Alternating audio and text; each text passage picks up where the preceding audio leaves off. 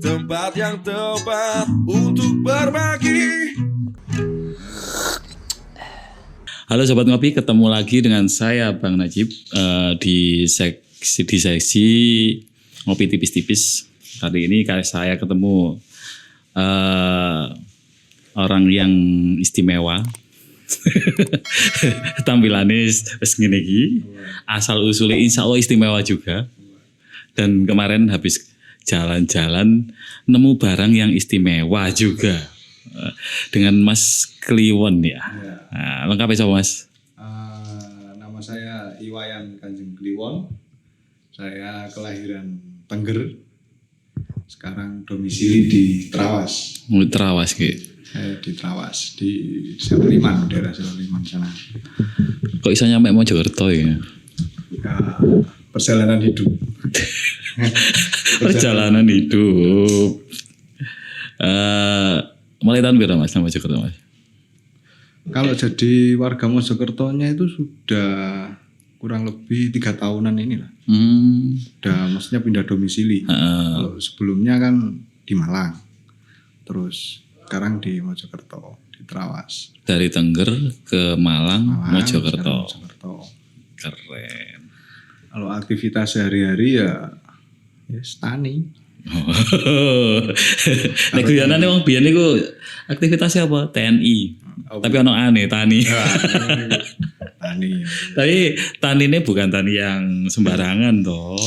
Nah, ini kemarin aku sebelum take kan dibocori sama Mas Kliwon. Mas Kliwon ini habis dari NTB keliling daerah timur sana ya. Iya. Dan habis itu ke Madura. Dari Madura baru transit di Kopini Safari gini ya. Iya. Ini bawa oleh-oleh apa sih sampean? Oh, iki. Wah. Gak sumet sih kok iki. Sampe selesai. Iki mang aku dituduhi ana 2 barang istimewa iki. Timbang barang iki. Oh iki ta. Nah, Bagus. Kopine mana itu? iki bagi saya barang ini istimewa. Tapi ndelok aku mek jek ndelok apa jek ngambut tok mang durung nyoba sih. Ini sejarah iki ya Mas atau sampean dapat ini gimana ceritanya? Jadi kan awal mulai saya ada di NTB itu kan dari bulan Maret kemarin. Jadi itu sebetulnya sih runtutan dari sebelumnya. Karena saya kan bulan Maret kemarin memperingati Hari Air Sedunia itu. Kebetulan kan kita bikin event di sana di Trawas.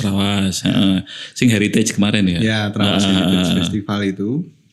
Jadi kebetulan kan saya ngundang beberapa tokoh lingkungan dari NTB, termasuk ada budayawan, juga seorang sastrawan namanya Pau Iben atau lebih biasa dikenal dengan nama Bang Pau. Bang Pau Iben. Terus ada Kiai Nyentrik namanya Kiai Faizi itu yang pengasuh pondok pesantren Anukoyah Guluk-Guluk Sumenep. Oh, Sumenep, nggih. Nah, setelah acara itu akhirnya berkelanjutan gitu loh. Nah, kita kalau mau ngomongkan tentang lingkungan dan lain apa-apa kan juga harus paham betul petanya seperti apa. Betul. Akhirnya ngobrol, sharing-sharing sama Pau itu, terus akhirnya diajak lah ke NTB. Bawa oleh rezeki jalan-jalan. Jalan-jalan ke NTB sambil belajar. Akhirnya diajak ke sana, terbang ke sana. Ya sudah, saya mulai dikenalkan sama tokoh-tokoh aktivis lingkungan di sana, terus untuk belajar pengalaman bagaimana mengelola mata air, bagaimana mengelola sampah, terus bagaimana cara pendekatan ke masyarakatnya. Karena kan untuk kalau ngomong ke depan ini kan lingkungan ini kan juga jadi perhatian khusus. Iya. Karena kan zaman juga semakin maju, pembangunan juga semakin menungsone paling aneh-aneh. Nah, jadi banyaklah pengalaman yang saya dapat selama di NTB, di NTT sana, terutama untuk tentang pemetaan budaya, sosial dan masyarakatnya. Dan selama ini kan Saya dulu juga pernah ke sana, cuman kan dalam rangka touring tipis-tipis. Jalan-jalan tok lah. Ya, 2012 itu saya keliling Indonesia pakai Vespa.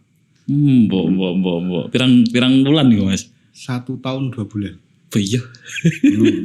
Cuman kan itu dalam rangka ais melaku santai. Nah, kalau yang kemarin ini benar-benar explore, yang artinya benar-benar serius saya di sana itu. Maksudnya ya belajar betul, terutama kehidupan orang di NTT.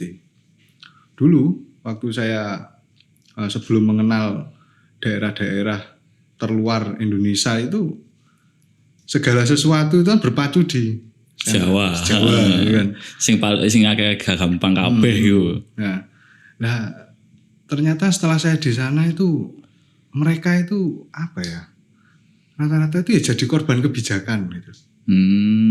Contoh gini, contoh yang paling sederhananya gini. Waktu COVID-19 kemarin, betul. Nah, tahun 2020, 2021 kan gencar-gencari itu.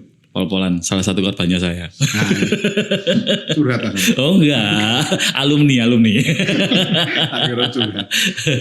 Nah, itu kan pemerintah melalui Menteri Pendidikan kan ngadake kebijakan yang namanya belajar daring. Betul. Untuk mengurangi paparan virus dan lain-lain lah. Oke, itu di Jawa jalan Pak. Karena apa? Di Jawa orang seusia sekolah SMP, SMA itu rata-rata SD HP itu Mas. SD HP oleh pajata paketan teko wong tua nih. Nah, gitu. Nah, sedangkan di sana loh saya itu tahu sendiri di bulan 2 bulan yang lalu itu tuh masih ada anak SMA sekelas SMP dia mau belajar daring itu pinjem HP-nya kepala desa. Serius? Serius. Di daerah Inde yang kemarin Pak RI 1 ke sana itu. Terus ada lagi di daerah Alor. Terus di daerah Lembata, di daerah Ruteng gitu. Di daerah Flores di Wairebo itu masih banyak seperti itu. Loh serius. Pernah saya waktu di daerah mana itu namanya di Saga. Saga itu ya dataran tinggi di NTT sana. Nginep di rumah orang kan, di rumahnya ya tetua adat lah. Itu punya anak sekolah masih SMP, SMA gitu. Jadi waktu itu dia masuk sekolah. Masuk itu maksudnya ke kelas tatap muka. Tatap muka. Ditanya, "Mau kemana, Dek?" "Mau sekolah." "Loh, jalan kaki?" "Iya." "Dekat tau, dekat sini kok, Kak." Cara neng kono ki jam sik bar subuh, Mas. Bar subuh lagi jam bar subuh sekolah piye to? Aku penasaran dong. Enggak apa-apa tuh, enggak apa-apa Yus. Tapi deket kok sini loh. Lah mlaku 12 kilo ya Mas, bandino aja. Bayangin. Sehat berarti. Yang itu masih ada. Iya. Terus ketika mereka gencar-gencar corona apa itu belajar kan daring. Itu HP itu loh masih pinjem sama kepala desa. Oh di sana itu, satu itu desa. NTT? Iya di NTT-nya.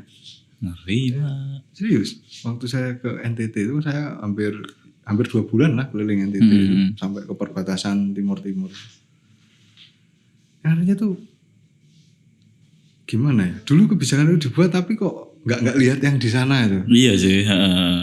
Di sana tuh ada yang seperti itu dan perhatian dari pemerintah nggak ada. Mereka belajar juga seadanya itu dari alat, belum lagi sinyalnya. Sinyal jelas aja nang kono. Bahkan nggak ada, bisa dibilang nggak ada. Mereka pakai sinyal itu bantuan satelit dari orang-orang UNESCO.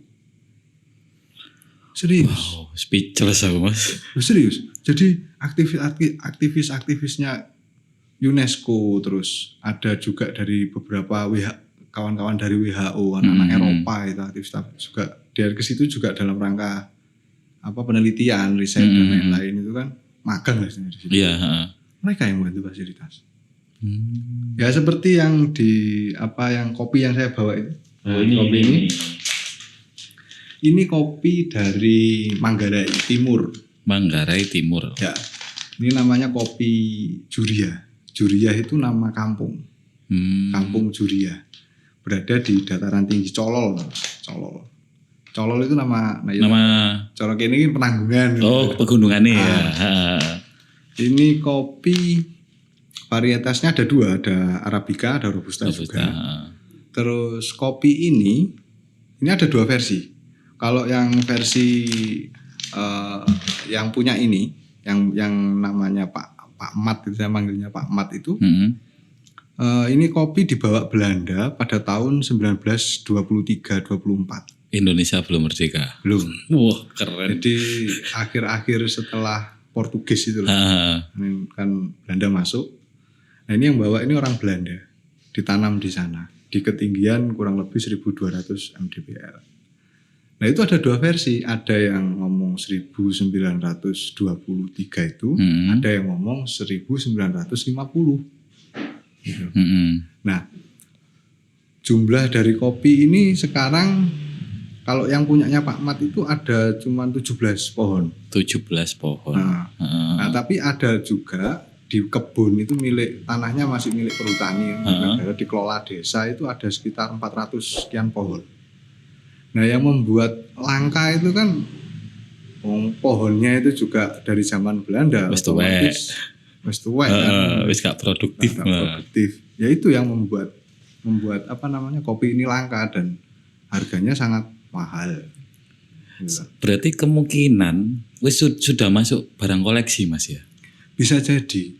Karena waktu saya di sana itu kan modelnya itu semisal dia 3 bulan sebelum dipanen, ya sudah laku gitu. Itu yang punya Pak Mat? Bukan hanya punyanya Pak Mat, semuanya. Termasuk yang dikelola desa itu, yang di Colol itu sama. Dan yang beli? Nah yang beli itu saya nyari informasinya enggak tahu. Kalau yang di tempatnya Pak Mat, yang 17 pohon itu kan sekali panen kurang lebih ya hasilnya itu kurang lebih ya 20-an kilo lah. Itu biji kopi kering? Ya. 20. Masih ada jari ini? Nah, masih basah? Kering tapi kering. Masih ada. Oh ya. Nah, gitu. Itu 20 kilo nanti kalau sudah diolah palingnya jadinya 15-12 kilo kayak gitu. 17 pohon dadi mek sakmono. Itu jadi rebutan dan rata-rata yang beli itu loh bukan orang Indonesia. Ya kalau barang antik Mas, barang unik, apalagi pohonnya udah tua, jelas dia punya sejarah yang panjang lah ya. Dan bibit barunya kan belum ditemukan toh? Belum. Ini masalahnya Mas. Masalahnya di situ. Yang bikin nilainya harganya mahal. Nah, tapi kalau yang dikelola desa itu, sudah ada yang beli. Jadi modelnya gini, semisal 6 kali panen ke depan, artinya 6 tahun ke depan, 6 kali panen saya beli. Wih. Harganya yang 400 pohon itu dibeli uangnya cash kan, Des. Dan nanti ketika panen, semisal pengelola itu bilang harganya naik ya ditambahi, semisal rusak ya nggak diambil, nggak diambil lagi uangnya. Berarti apapun kondisinya tetap diambil sama yang beli. Nah, saya kemarin itu nyari informasi siapa yang beli. Maksudnya gini loh, ya berarti sing tuku lah nggak butuh duit sih. Iya. Artinya kan dia beli juga bukan untuk bisnis. Gitu. Koleksi kok Mas. Iki aku nek bayangno ya Mas ya. Sing 17 pohon tadi, panennya kan 12 kilo ya cuman ya. 400 pohon berarti sekitar kira iku. Gak sampai berapa ton gitu, gak sampai kan ya. Kintalan tok itu ya. Dan iku regane sak jeplake sing iku kan. Sak jeplake sing tuku. Sing ngedol. Heeh. Cara semisal kayak nanti TV ngono harganya berapa catat sendiri. Ongkok nulik wis gak ngono. Pokoke kopine iki naik. 6 kali panen ke depan sudah wis ana sing tuku. Heeh, ngono iku modele. Wis kontrak entek dilelang maneh. Sopo sing tuku. Tapi aku sama ning kono iki garo. Maksudnya gak nemokno. Sopo? Maksudnya kan entah itu clue atau misal dituku Amerika kan jelas. Iya, heeh. Iku gak ono. Sampai penjagane pun gak ngomong. Gak ngomong. Diselimurah wadah lah Mas yang beli. Ya saking gak mungkin yang jelas itu orang biasa.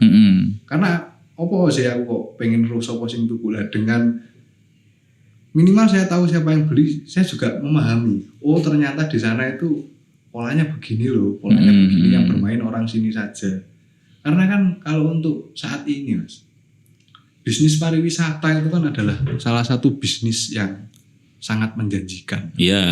Pemenang kayak di daerah timur, itu dengan tempat wis dan bener-bener pecahan surga tenanan nih kono. Potensi alami Mas ya.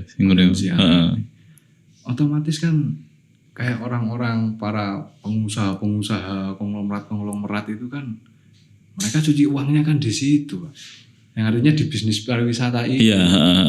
Bahkan di sana itu ada hotel dengan tarif 395 juta semalam. Itu yang punya Elon Musk. Setal Mas. 390 juta per malam. Per malam. Iku sing duwe Elon Musk, Mas Elon apa Elon Musk? Elon Musk. Ngeri. Iku modelnya hotelnya ya apa?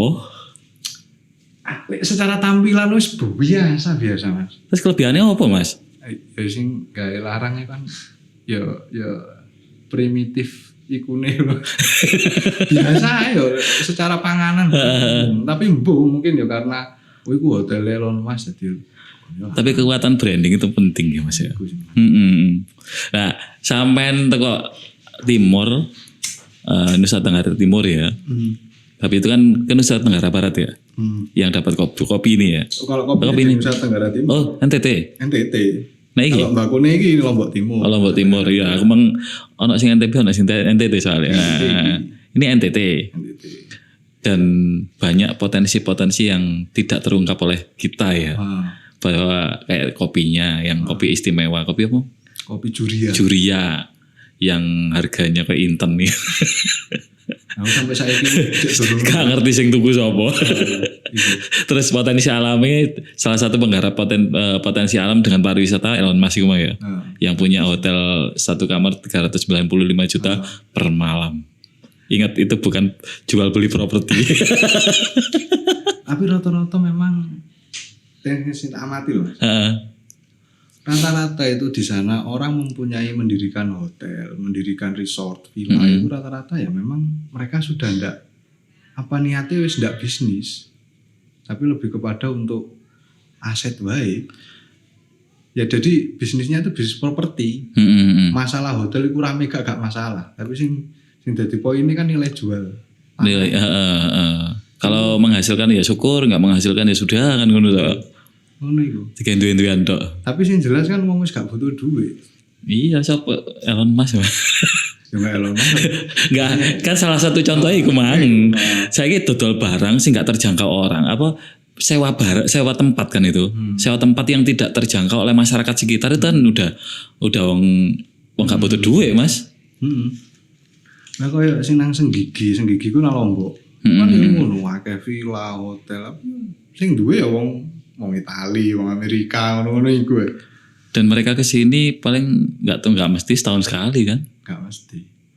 Terus lek gak ngono cara Indonesia ya wis kelasnya Yusuf Hamka. Kayak Yusuf Hamka itu kan duwe apa semacam resort nang Gili Trawangan. Wis nggak butuh duit temenan. Lah misal berharap apa jenenge pemasukan keuntungan teko kono wis gak mungkin. Wong yo juara wong nang kono kan. Berarti kan itu hanya untuk menghindari pajak bank ya jare. Kalau melo aku. Paling asumsi aja ya Mas. Lah geser dari NTT ke NTB.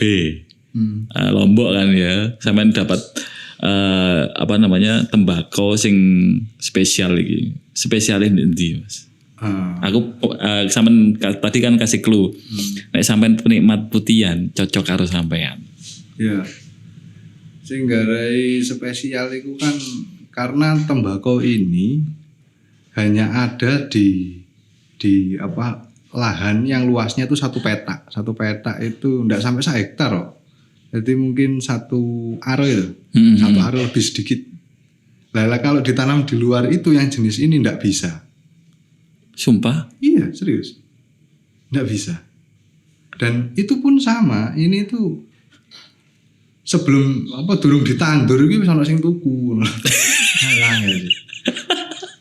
Aku iki yo dikeki karo kepala desa iku. Aku penasaran. Sampeyan oleh barang lurus iki istimewa iki, Mang. Gendam ta ya Mas. Ya wis rada nyuwuk, rada apa, wis ngene rada njaluk tulung teman. Secara yang ini loh, aku yang ini sama ini kan barang istimewa dua-duanya ya, ada karakter khusus lah aku ngomong.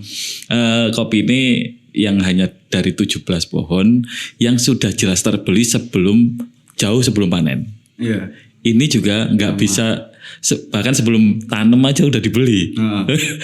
Gak roh hasilnya emang ya apa padahal ya. Kok bisa sampai noleh gitu loh. Kok istimewa banget sama berkah mlaku-mlaku. Lah koyo aku ro kulik iki kopi langka iku kan pas teko di NTB kate nang NTT iku kan ana jenenge daerah Labuan Bajo. Iku kan kebetulan nang kono iku ana event kopi. Event kopi niku. Arek-arek nomoman kono ya ambek arek-arek bule-bule turis-turis ini kan gawe event kopi. Nah, aku oleh informasi. Sampai nek kate ngenten kalau mau ke timur, sampai apalagi ke Flores, singgahlah di Manggarai.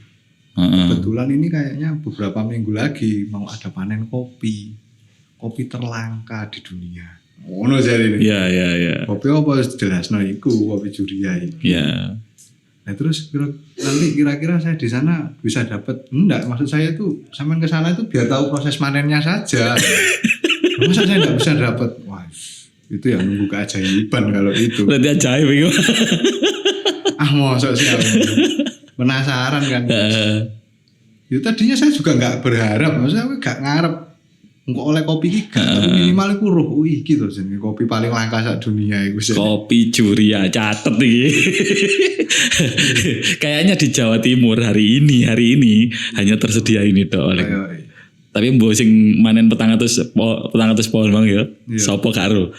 Kayak kemungkinan orang Jawa Timur kecil banget. Iya, Pak, ya kecil. Dan itu aku gak yakin kok terus didol maneh gawe koyo nang ngene kafe-kafe kok iku lebih kepada koleksi. Kayak koleksi wine ngono ya mungkin ya. Wine klasik atau apa gitu. Padha koyo kalek ngomongno kopi Papua.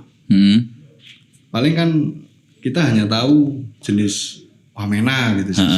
Sing umum dek gini ya. Kan. Padahal tidak semua kopi itu dari Wamena, ada juga beberapa tipe kopi yang langka, juga sama seperti ini.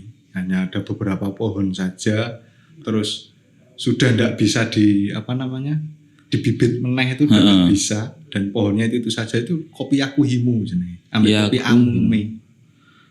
Langka itu ya. Kuwi padha kopi langka. Regane cara mentang sak kilo ya puluhan juta. Itu sama. Kemarin itu sempat ditawarin sama kawan saya itu kan dia kerja di sana di Kabupaten Intan Jaya. Kebetulan dia pas ngerti ono wong panen, terus saya ditawar, "Kamu mau nggak kopi ini?" Ya mau saja, tapi ono syaratnya apa? Jupun dhewe rek. Juga nang Papua. Gambar gareng. Numpak pesawat ping 2 Iya. Toko Lombok ning Jayapura, toko Jayapura oper maneh. Sing oper maneh ku gawe pesawat sing kipas angin nang. Kipas angin. Pesawat cilik. Isine wong 6 ta iku. Gambar kan 14 juta. Ngeri. Cerita sampean dari NTT dulu ya tadi ya. NTB dulu. Pertama NTB berarti dapat tembakau dulu. Terus kemarin oleh Makungetan oleh kopi. Dari NTT ke Madura. Dapat ke Madura. Kalau itu dalam rangka apa, Mas? Kalau ke Madura itu kan dalam rangka lek jarine arek pondok itu nyambung sanad. Karena Pak Kiai Faizi itu juga pondoknya itu unik. Jadi uniknya itu santri itu ndak hanya diajari seperti pada umumnya yang artinya ngomong belajar kitab sekolah formal saja tidak. Akan tetapi santri itu benar-benar diedukasi sampai Kiai Faizi sendiri itu dawuh pada santrinya. Kamu termasuk bisa dibilang murid sukses dari Anukoya. Itu ketika kamu sudah tinggal di masyarakat, lingkunganmu bersih, airmu bersih, dan ketersediaan mata air terjaga. Wow. Iku salah siji tolak ukure. Makanya aku wingi ku sempet rono dhisik iku ngalap berkah lah jawane ngono. Dan pengen ngerti lokasi ini ya, atau mata air yang terjaga ya. Penjagaan mata air maksudnya. Dan juga menggali dari alumni-alumni. Yang artinya tuh pondoknya itu berbasis lingkungan juga. Ning kono iku ya anti menggunakan sampah plastik dan lain-lain. Apa ngono iku pokoknya apa ya? Green banget ya. Nah, green lah. Green and clean tenan ngono lho. Wah. Ada ya? Ada. Jadi mau ora diajari kitab, tidak hanya diajari ngaji seperti umumnya, tidak hanya sekolah formal, nang kono iku ya ono kampus sih. Tapi lebih ditekankan kepada ngaji lingkungan. Itu juga dijadikan apa namanya?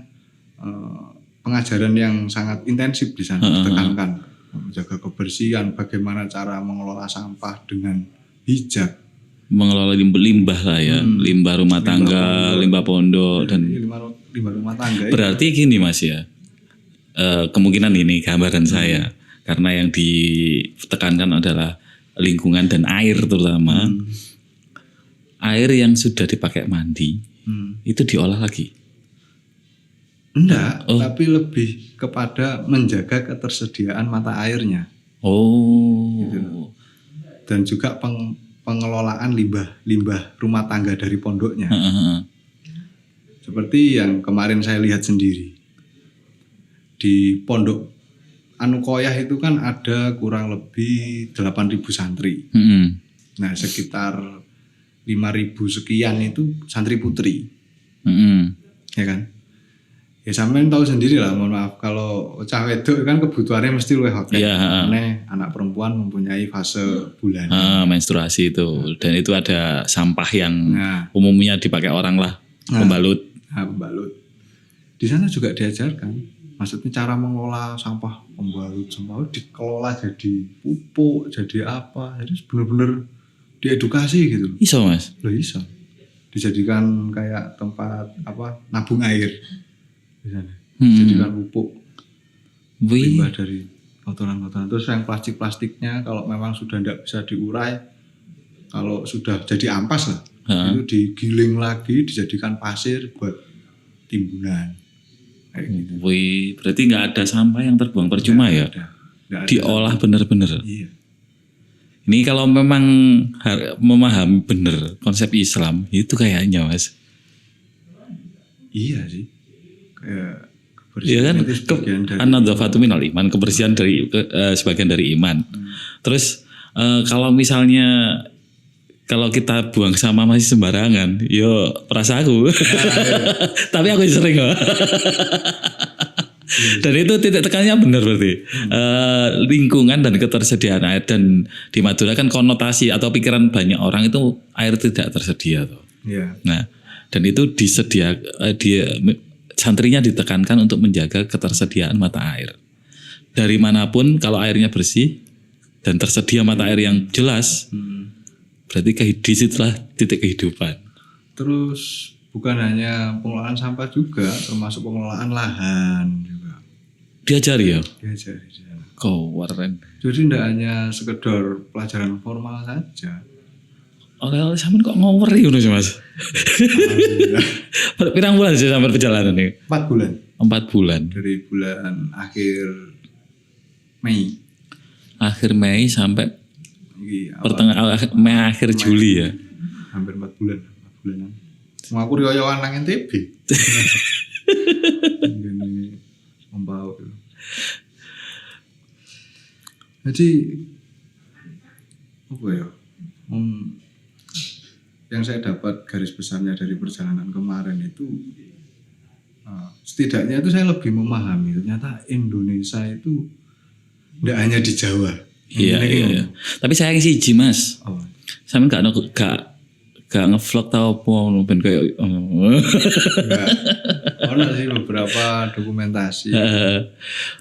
Nanti kayaknya saya perlu dikasih linknya nih Mas. Oh iya.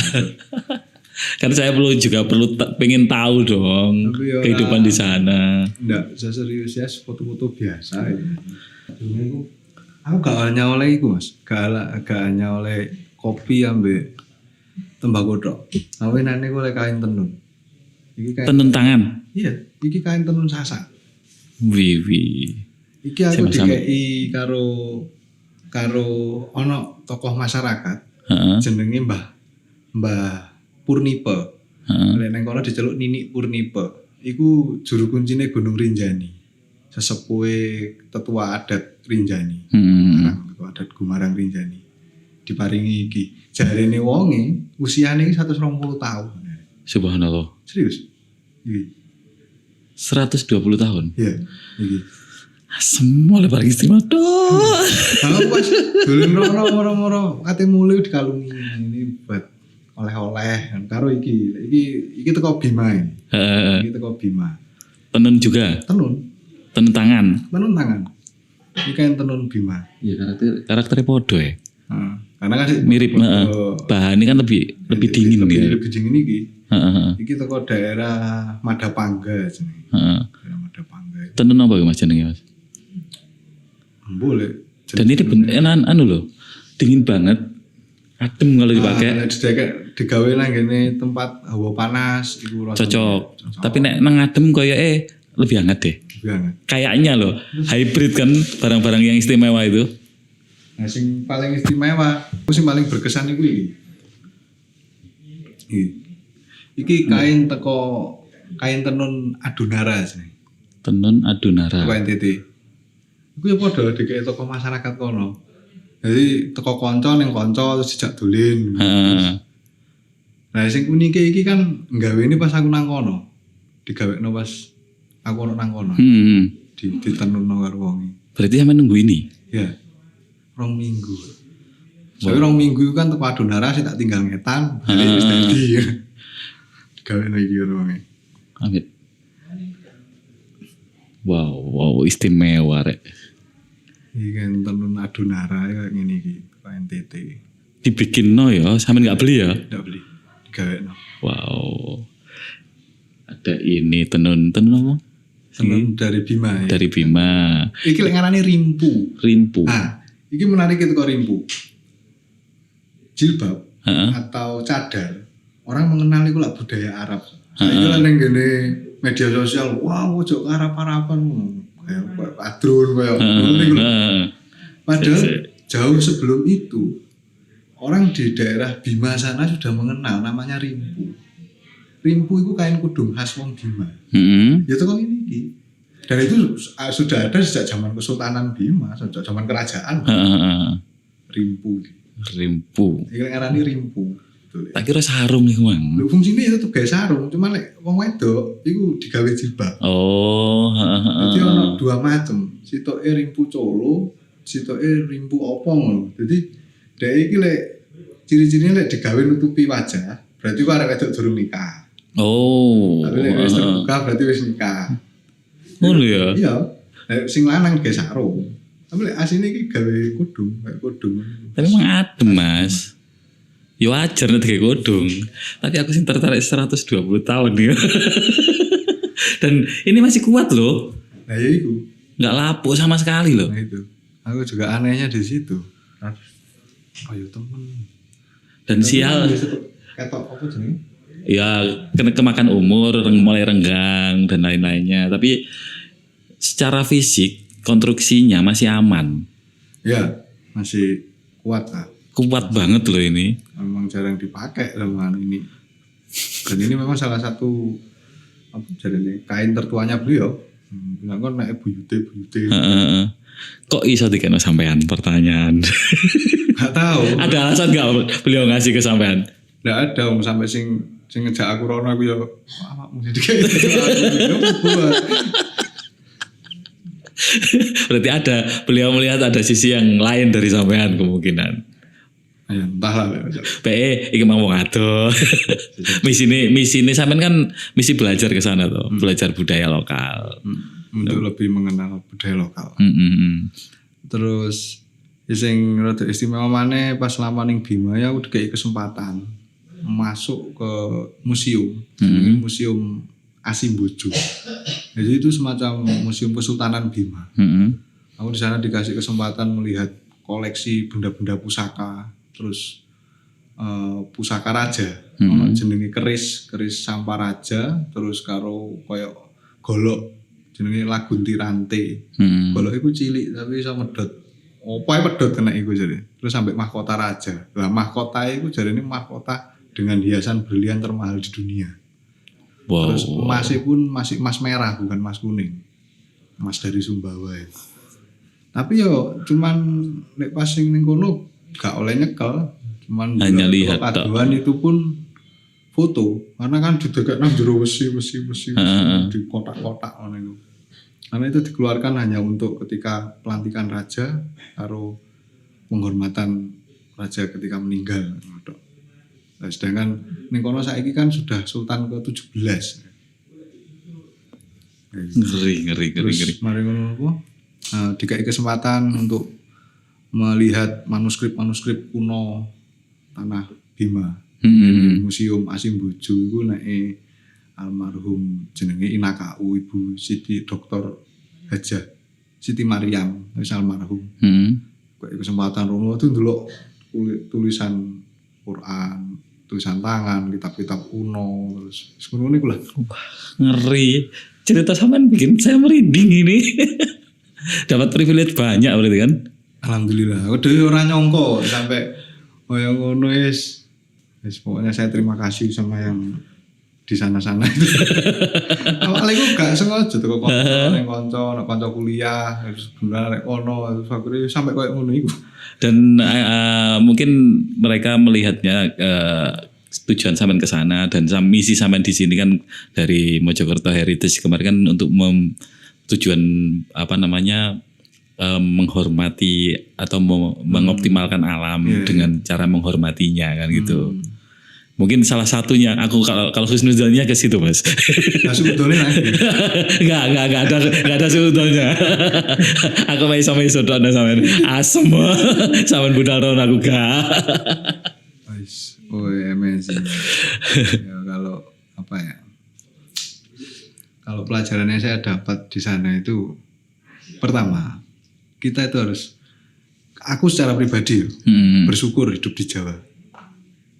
Untuk pribadi. Iya. Karena ngomong kehidupan di sana itu wis dan ngomongnya kayak di daerah NTT pedalaman kono jauh dari kata modern. Mas Yoto wongnya wis gak primitif. Iya. Kayak sing tak omong mangan, bukan mereka daring pun harus belajar itu pinjam HP ke kepala desa. Artinya fasilitas yang tidak didapatkan yang di sini sangat mudah, di sana menjadi sulit. Iya, tidak semua mendapatkan karena ya memang terisolir sekali pulaunya kan. NTT itu kan terkenal dengan provinsi yang memiliki banyak pulau. Ada 136 pulau. Dan 70 diantaranya itu pulau berpenghuni, sisanya tidak. Artinya ya pulau yang serana wongi gitu kan. Jadi orang-orang di pinggiran itu ya banyak yang masih lampu saja kadang mereka listrik mandiri. Terutama dari sinyal HP itu jangan. Saiki nek wong urip nang Jawa sinyal HP RTTS budrek ya. Nang kono biasa, Pak. Momennya kadang arek-arek sing apa kayak kawan-kawan dari kayak UNESCO, yang dari WHO, yang dari itu kan enggak selalu dapat support. Kadang-kala telat kiriman, telat dana ya wis macet. Terus kate telepon aku kudu munggah-munggah ning gunung. Kalau harapan ya semoga saja ada perhatian lebih lah pemerintah. Pesan-pesannya itu kita sebagai generasi muda itu jangan lupa untuk selalu berterima kasih kepada para leluhur zaman dulu. Karena dengan adanya beliau ini kita sekarang ada dan tugas kita sebagai generasi penerus minimal itu sadar akan lingkungan. Siap Mas, masuk banget. Itu aja. Kita jaga lingkungan kita karena dari lingkungan itu kita hidup. Walaupun pada dasarnya manusia sifatnya merusak, tapi kita minimalisir. Kita tidak mungkin lah mengembalikan kondisi alam. Iya, sudah mulai ada perlakuan beda dari manusia. Oke Mas, matur suwun Mas Kliwon hadirnya di podcast saya. Semoga teman-teman yang sobat ngopi bisa mengambil manfaat dari cerita sampean, termasuk kata-kata bijak dari sampean. Dan aku tetap salut sama sampean dapat barang yang istimewa, semua limited edition ini. Oke, terima kasih sobat ngopi nyimak konten ini atau video ini sampai habis. Jangan lupa like, comment dan subscribe. Kasih masukan mungkin yang mau hadir di podcast saya juga boleh, yang punya cerita-cerita istimewa bisa di-share di podcast. Oke. Mudah-mudahan lain waktu kita bisa. Tetap Mas, aku akan pengen ketemu sampean lagi untuk dapat cerita yang banyak lagi dari sampean. Kalau mungkin ini kan baru mukadimah. Iya, ini emang dadakan, kayak tahu bulat Mas. Oh Mas Kliwon aja belum istirahat ini tadi. Iya, tahu bulat podcast dadakan. Untungnya studionya Nomaden.